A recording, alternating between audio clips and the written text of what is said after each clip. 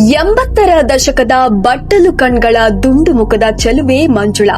ಜಯಂತಿ, ಆರತಿ, ಲಕ್ಷ್ಮಿ, ಭಾರತಿ ಹೀಗೆ ಎಂಬತ್ತರ ದಶಕದಲ್ಲಿ ಕನ್ನಡ ಚಿತ್ರರಂಗ ಅದೆಷ್ಟೋ ನಟಿಯರನ್ನ ಕಂಡಿದೆ. ಅದರಲ್ಲಿ ಮಂಜುಳಾ ಕೂಡ ಒಬ್ಬರು. ಆ ಕಾಲದ ಅದೆಷ್ಟೋ ನಟಿಯರು ಈಗಲೂ ಕೂಡ ಇದ್ದಾರೆ ಹಾಗೂ ಕೆಲವರು ಕಾಲವಾಗಿದ್ದಾರೆ. ತೀರಿಕೊಂಡವರಲ್ಲಿ ಕೆಲವರು ಸಾಮಾನ್ಯವಾಗಿ ಸಾವನ್ನಪ್ಪಿದ್ದರೆ, ಇನ್ನು ಕೆಲವರು ದುರಂತದಲ್ಲಿ ಅಂತ್ಯವನ್ನ ಕಂಡಿದ್ದಾರೆ ಎಂದರೆ ತಪ್ಪಾಗಲಾರದು. ಇದರಲ್ಲಿ ಹಿರಿಯ ನಟಿ ಮಂಜುಳಾ ಕೂಡ ಒಬ್ಬರು. ಎಂಬತ್ತರ ದಶಕದಲ್ಲಿ ಕನ್ನಡ ಸಿನಿಮಾ ರಂಗದಲ್ಲಿ ಮಿಂಚಿದ ಈ ನಟಿ ಅಂದು ಅದೆಷ್ಟೋ ಹುಡುಗರ ಕನಸಿನ ರಾಣಿಯಾಗಿದ್ದರು. ಚಿಕ್ಕ ವಯಸ್ಸಿನಲ್ಲಿ ಚಿತ್ರರಂಗಕ್ಕೆ ಪಾದಾರ್ಪಣೆ ಮಾಡಿದ ಮಂಜುಳಾ ಅವರು ಡಾಕ್ಟರ್ ರಾಜ್ಕುಮಾರ್, ವಿಷ್ಣುವರ್ಧನ್, ದ್ವಾರಕಿ ಶ್ರೀನಾಥ್ರಂತಹ ಮೇರು ನಟರ ಜೊತೆ ತೆರೆಯನ್ನ ಹಂಚಿಕೊಂಡಿದ್ದರು. ಅದರ ಜೊತೆ ಬರೇ ತಮ್ಮ 34ನೇ ವಯಸ್ಸಿಗೆ ಇಹಲೋಕ ತ್ಯಜಿಸುತ್ತಾರೆ. ನಟನೆಯ ವಿಷಯಕ್ಕೆ ಬಂದರೆ ಮಂಜುಳಾ ಅವರ ಅಭಿನಯದ ಬಗ್ಗೆ ಹೇಳಲು ಇನ್ನೊಂದು ಮಾತಿಲ್ಲ. ತನ್ನ ಕಂಗಳಲ್ಲಿ ಭಾವನೆಯನ್ನ ಬಿತ್ತರಿಸುವ ಅಮೋಘ ನಟನೆಯನ್ನ ಹೊಂದಿದ್ದರು. ಚಿತ್ರರಂಗದಲ್ಲಿ ಯಶಸ್ಸು ಸಾಧಿಸುತ್ತಿದ್ದರೂ ಖಾಸಗಿ ಜೀವನದಲ್ಲಿ ಸಾಕಷ್ಟು ಏರಿಳಿತಗಳನ್ನ ಅನುಭವಿಸುತ್ತಾರೆ. ಸಾಧನೆಯ ಉತ್ತುಂಗದಲ್ಲಿದ್ದ ಮಂಜುಳಾ ಅವರು ತಮ್ಮ 34ನೇ ವಯಸ್ಸಿಗೆ ತೀರಿಕೊಂಡಾಗ ಅವರ ಸಾವಿನ ಸುತ್ತ ಸಾಕಷ್ಟು ಊಹಾಪೋಹಗಳು ಹರಿದಾಡತೊಡಗಿದವು. ದಗದಗಿಸುವ ಬೆಂಕಿಗೆ ಆಹುತಿಯಾದ ಮಂಜುಳಾ ಅವರ ಸಾವು ಆಕಸ್ಮಿಕವೋ ಅಥವಾ ಆತ್ಮಹತ್ಯೆಯೋ ಎನ್ನುವಂತಹ ಅನುಮಾನಗಳು ಅಂದು ಕರ್ನಾಟಕದಲ್ಲಿ ಹರಿದಾಡಿದವು. ಆದರೆ ಇದೀಗ ಘಟನೆ ನಡೆದ ಸ್ಥಳದಲ್ಲಿ ಇದ್ದಂತಹ ನಟಿ ಮಂಜುಳಾ ಅವರ ಸಹೋದರನ ಪತ್ನಿ ಆ ದಿನ ನಡೆದ ದುರಂತ ಘಟನೆಯನ್ನ ಹೊರ ಜಗತ್ತಿಗೆ ತಿಳಿಸಿದ್ದಾರೆ. ಈ ಸತ್ಯಾಂಶ ಹೊರಬರುವುದಕ್ಕೂ ಮುಂಚೆ ಮಂಜುಳಾ ಸಾವಿನ ಸುತ್ತ ಇದ್ದಂತಹ ಅನುಮಾನಗಳ ಹುತ್ತಗಳು ಯಾವುದೆಂದರೆ, ತಮಿಳುನಾಡಿನ ಎಂ ಕರುಣಾನಿಧಿ ಅವರ ಅಕ್ಕನ ಮಗ ಅಮೃತಂ ಜೊತೆ ನಟಿ ಮಂಜುಳಾ ಅವರು ವಿವಾಹವಾಗಿದ್ದರು. ಆದರೆ ಅವರ ದಾಂಪತ್ಯ ಜೀವನ ಸುಖಕರವಾಗಿರಲಿಲ್ಲ. ಗಂಡ ಹೆಂಡತಿ ನಡುವೆ ಜಗಳ, ಭಿನ್ನಾಭಿಪ್ರಾಯ ಪ್ರತಿದಿನ ನಡೆಯುತ್ತಿತ್ತು.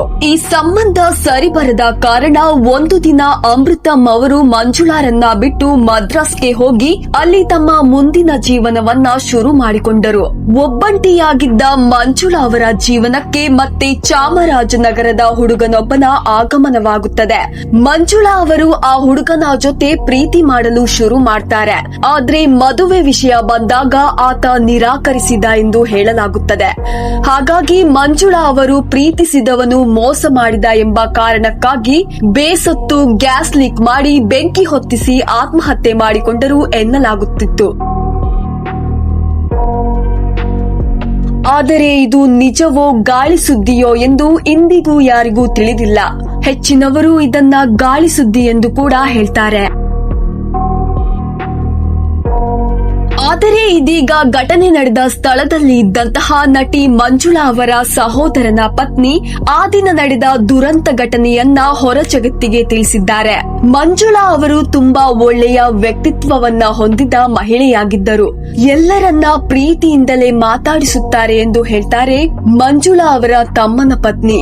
ಆ ಒಂದು ದಿನ ಸೆಕೆಂಡ್ ನಲ್ಲಿ ನಡೆದ ಅವಘಡದಿಂದ ಹೀಗೆ ಆಗಿ ಹೋಯ್ತು. ಆದರೆ ಏನು ಮಾಡುವುದು, ಅವರನ್ನ ನಾವು ಕಳೆದುಕೊಂಡೆವು. ಅಂದು ಮಂಜುಳಾ ಅವರ ಮಗ ಮನೆಗೆ ಬಂದಿರುತ್ತಾನೆ. ಅವನು ಮನೆಗೆ ಬರುವ ಸಮಯದಲ್ಲಿ ಮಂಜುಳಾ ಅವರು ಗ್ಯಾಸ್ ಹಚ್ಚುತ್ತಿದ್ದರು. ಆದರೆ ಮಗ ಬಂದ ಖುಷಿಯಲ್ಲಿ ಗ್ಯಾಸ್ ಹಚ್ಚಿ ಅದನ್ನ ಅರ್ಧದಲ್ಲೇ ಇಟ್ಟು ಮಗನ ಜೊತೆ ಹೋಗಿದ್ದಾರೆ. ಸ್ವಲ್ಪ ಸಮಯ ಬಿಟ್ಟು ವಾಪಸ್ ಅಡುಗೆ ಮನೆಗೆ ಬಂದ ಅವರು ಗ್ಯಾಸ್ ಹಚ್ಚಿರೋದನ್ನ ಮರೆತು ಬೆಂಕಿ ಅಂಟಿಸಿದ್ದಾರೆ. ಮೊದಲೇ ಮಂಜುಳಾ ಅವರು ಸಿಂಥೆಟಿಕ್ ಬಟ್ಟೆ ಧರಿಸಿದ್ದರು. ಇದರಿಂದ ಮೈಗೆ ಬೆಂಕಿ ಹಚ್ಚಿಕೊಂಡಿತು. ಆ ದಿನ ಯಾರೂ ಇರಲಿಲ್ಲ. ನಾನು ಮತ್ತು ನನ್ನ ಜೊತೆಯಲ್ಲಿ ಚಿಕ್ಕ ಮಕ್ಕಳಿದ್ದರು.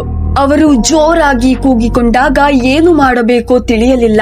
ಮನೆಯಲ್ಲಿದ್ದ ಹೊದಿಕೆಯೊಂದನ್ನು ತೆಗೆದುಕೊಂಡು ತಕ್ಷಣವೇ ಸುತ್ತಿದೆವು. ಬಳಿಕ ಆಟೋದಲ್ಲಿ ಸಮೀಪದ ಆಸ್ಪತ್ರೆಗೆ ಹೋದೆವು. ಬೆಂಕಿ ಅವಘಡ ಆದ ಕಾರಣ ಅಲ್ಲಿ ಚಿಕಿತ್ಸೆ ನೀಡಲಿಲ್ಲ.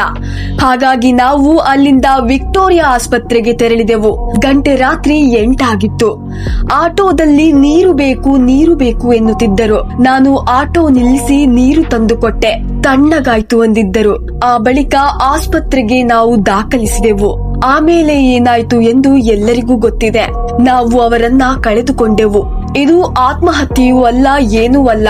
ಇದೊಂದು ಅಗ್ನಿ ಅವಘಡ. ನಾನೇ ಕಣ್ಣಾರೆ ನೋಡಿದ್ದೇನೆ.